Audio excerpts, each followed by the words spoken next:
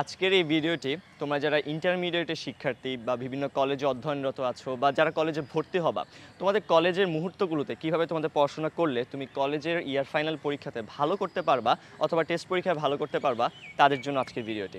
Number 1, সেটা হচ্ছে তুমি যে কলেজে পড়ছো, কলেজের ক্লাসগুলো তোমাকে খুব মনোযোগ দিয়ে করতে হবে। কারণ ক্লাসের টিচাররা কোন বিষয়টার উপর বেশি জোর দিচ্ছে, সাপোজ সে একটা বাংলা গল্প তোমাকে পড়াচ্ছে, বাংলা গল্পের মধ্যে কোন লাইনটাকে সে বেশি জোর দিয়ে পড়াচ্ছে, তাহলে হয়তো তুমি বুঝতে পারবা যে সেখানে অনুধাবন থেকেও কিন্তু প্রশ্ন আসতে পারে।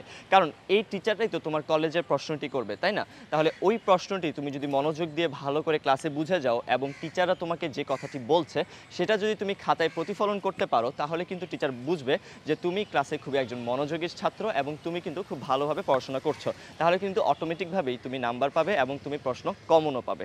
নাম্বার 2, এরপর তুমি যখন ওই টপিকটা পড়ে ফেলেছো, ক্লাস থেকে বাসায় এসেছো, যখন তুমি বাসায় পুরো টপিকটা আবার পড়লে, ধরো তুমি অপরিচিতা গল্পটি পড়ে ফেললে। এখন অপরিচিতা গল্পটি পড়ার পরে গত বছরে বোর্ডের কোশ্চেন ওখান থেকে কি কি এসেছে, ধরো যশোর বোর্ডে একটি কোশ্চেন এসেছে অথবা ধরো কুমিল্লা বোর্ডে কোশ্চেন এসেছে, ওই কোশ্চেনগুলো তোমাকে ভালো করে সলভ করতে হবে, বোথ এমসিকিউ এবং সিকিউ। তাহলে তুমি বুঝতে পারবা বোর্ডে কী ধরনের কোশ্চেন আসে এবং কলেজগুলো কিন্তু বোর্ডের সেই কোশ্চেনটাকে স্ট্যান্ডার্ড হিসেবে ফলো করে। তাহলে তোমার প্রস্তুতিটা আরও বেশি গোছানো হবে যদি তুমি বোর্ডের কোশ্চেনগুলো পড়ার সাথে সাথেই সলভ করে ফেলো। তো অলরেডি কিন্তু আমরা দুইটি পয়েন্ট বলে ফেলেছি, একটি হচ্ছে ক্লাসে মনোযোগ দিয়ে ক্লাসটি করতে হবে এবং 2 নাম্বারটি ছিল বোর্ডের কোশ্চেন সলভ করতে হবে। না, এখন বলবো আমরা নাম্বার 3। নাম্বার 3 হচ্ছে তোমাকে যখন তুমি একটি টপিক পড়ে ফেলেছো, বোর্ডের কোশ্চেনও সলভ করা শেষ, এবার তুমি যে গাইড বুকটি আছে তোমার বা তোমাদের যে কোচিং বা যেখানে পড়ছো সেখান থেকে অনেক বেশি বেশি করে তোমাকে এমসিকিউ সলভ করতে হবে। শুধু এমসিকিউ বেশি করে সলভ করো, কারণ এমসিকিউতে কিন্তু আমাদের অনেক মার্ক চলে যায়। সো এমসিকিউতে যদি আমি পূর্ণ মার্ক আনতে পারি সেক্ষেত্রে কিন্তু আমার জিপিএ 5 পাওয়ার সম্ভাবনাটাও বেড়ে যায়। তাই তুমি যখন একটি টপিক বা একটি অধ্যায় পড়ে ফেলেছো, সেই রিলেটেড যত এমসিকিউ আছে তুমি এক বসাতে সেগুলো সলভ করে ফেলো, দেখবে তোমার প্রস্তুতিটি অনেক বেশি গোছানো হয়ে গেছে।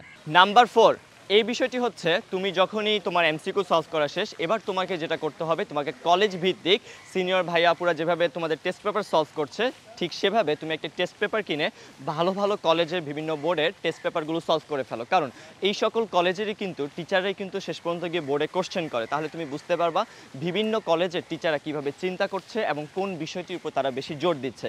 তাহলে কিন্তু তুমি অধিকাংশ বিষয় কমন পাবা। এবং দ্য লাস্ট পয়েন্ট, সেটি হচ্ছে আমার খুবই ফেভারিট, যেটা করতে অনেক কষ্ট হয়, বাট তুমি যদি করতে পারো সেটা করলে তুমি খুবই বেশি বেনিফিটেড হবা। সেটা হচ্ছে যে কোনো ধরনের ম্যাথমেটিক্যাল সাবজেক্ট বা অ্যানালিটিক্যাল সাবজেক্ট আছে সেগুলো বেশি বেশি করে যত পড়বা তত বেশি লিখে ফেলবা। তুমি যদি লিখে ফেলতে পারো তাহলে দেখবা তোমার লেখার যোগ্যতা যেমন বাড়ছে এবং একই সাথে ভুল করার প্রবণতাও কমে যাচ্ছে। যেমন তুমি যদি সায়েন্সের স্টুডেন্ট হয়ে থাকো, ফিজিক্স বা ধরো হায়ার ম্যাথ, এগুলো বেশি বেশি করে ম্যাথগুলো সলভ করবা। তুমি যদি কমার্স স্টুডেন্ট হয়ে থাকো তুমি সেক্ষেত্রে অ্যাকাউন্টিং বলো, এই বিষয়গুলো যেমন সলভ করবা। তুমি যদি ইকোনমিক্স স্টুডেন্ট হয়ে থাকো তাহলে তুমি ইকোনমিক্সের গ্রাফগুলো কীভাবে আঁকতে হয় খুব ভালোভাবে এই জিনিসগুলো আয়ত্ত করা শিখবা। এবং ইংরেজিও যদি তুমি একটু লেখা ভালোভাবে প্র্যাকটিস করো তাহলে কিন্তু সেটা দিন শেষে তোমার বিশ্ববিদ্যালয়তেও একটা ভালো বেনিফিটেড দিবে। তাহলে এই 5টা পয়েন্ট কিন্তু আমি কোথা থেকে বানিয়ে বলছি না, এগুলো আমি ফলো করতাম এবং আমি ফলো করে এগুলো বেনিফিটেড হয়েছে। তো আমার বিশ্বাস তোমরাও যদি এই পয়েন্টগুলো ফলো করো তাহলে তোমরা অনেক বেশি বেনিফিটেড হতে পারবা। তাই তোমরা যারা এখন এইচএসসি 25 বা 26 ব্যাচ আছো, যারা সামনে ইয়ার ফাইনাল দিবা অথবা কলেজে ভর্তি হবা, এই পয়েন্টগুলো ফলো করবা এবং মাত্র 3.5 মাসে আমাদের ইংরেজি, বাংলা, আইসিটির প্রথম পত্র এবং দ্বিতীয় পত্র সহ মোট 110টি লাইভ ক্লাস নিয়ে আমাদের ডাবল ইবিআই কোর্স অলরেডি শুরু হয়ে গেছে। তোমরা ভর্তি হয়ে যেতে পারো এবং ভর্তি হতে হলে স্ক্রিনে দেওয়া এই নাম্বারে কল করো এবং ভর্তি হয়ে যাও।